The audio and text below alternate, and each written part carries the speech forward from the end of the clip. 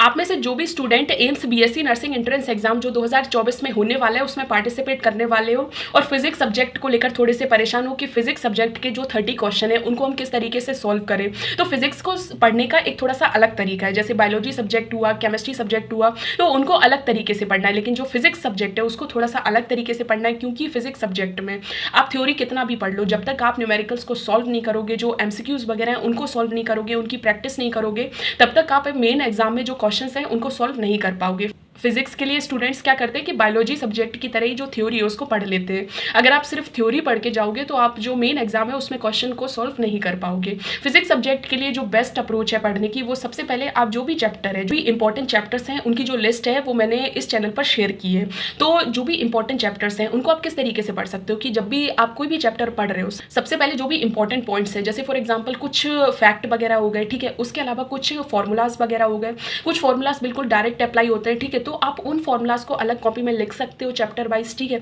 और उसके बाद जो भी क्वेश्चंस हैं उनको सॉल्व कर सकते हो। जितना आप क्वेश्चन सॉल्व करोगे आपके लिए फिजिक्स सब्जेक्ट जो है वो उतना ही ईजी होगा। अगर आप फिजिक्स सब्जेक्ट के जो भी क्वेश्चंस हैं उनको थोड़ा आसानी तरीके से सॉल्व करने के बारे में सोच रहे हो तो आप एक काम कर सकते हो कि जैसे आप चैप्टर को पढ़ रहे हो, ठीक है, तो उसमें जो भी इंपॉर्टेंट फॉर्मूलाज हैं उनको लिख लीजिए। जो भी इंपॉर्टेंट्स आपको लग रहा है कि इस पॉइंट से क्वेश्चन पूछा जा सकता है तो आप उनको लिख लीजिए। कुछ क्वेश्चन ऐसे होते हैं जिनमें डायरेक्ट फॉर्मूलाज जो है वो अप्लाई होते हैं, तो लगभग आप ऐसे 20 से 30 पॉइंट्स जो हैं उनको लिखिए, ठीक है। उसके बाद जो सबसे इंपॉर्टेंट जो प्रोसेस है वो ये है कि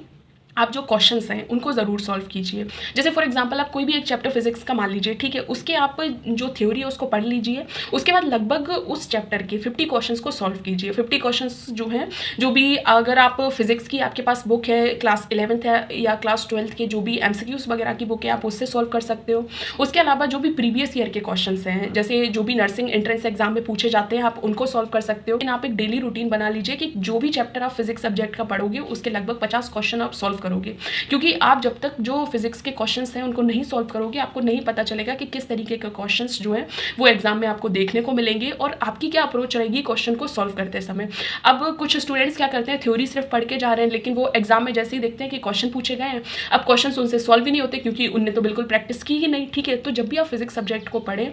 जो भी फॉर्मूलाज वगैरह है उन पर पूरा फोकस करें। कुछ फॉर्मूलाज जो हैं कभी कभी ऐसा होता है कि डायरेक्ट जो क्वेश्चन हैं वो एक फॉर्मूला अप्लाई करो और क्वेश्चन सॉल्व करो, तो अगर ऐसे क्वेश्चन अगर एग्जाम में आपको देखने को मिल गए तो आपके जो मार्क्स हैं वो इंक्रीज हो सकते हैं। तो इसलिए जो भी इंपॉर्टेंट फॉर्मूलाज हैं उनकी एक लिस्ट बनाइए और उनको बहुत ही अच्छे तरीके से उनका टोटल रट्टा लगाइए, आपको बिल्कुल कंठस्थ तरीके से याद होने चाहिए, ठीक है। तो इस तरीके से आप जो AIIMS BSc nursing entrance exam जो 2024 में कंडक्ट करवाया जाएगा उसके लिए जो फिजिक्स सब्जेक्ट है उसको इस तरीके से पढ़ सकते हो जिससे आप जो एग्जाम में जो 30 क्वेश्चन पूछे जाएंगे उनमें से लगभग 27 और 28 क्वेश्चन तो आप आसानी से सॉल्व कर ही पाओगे, ठीक है।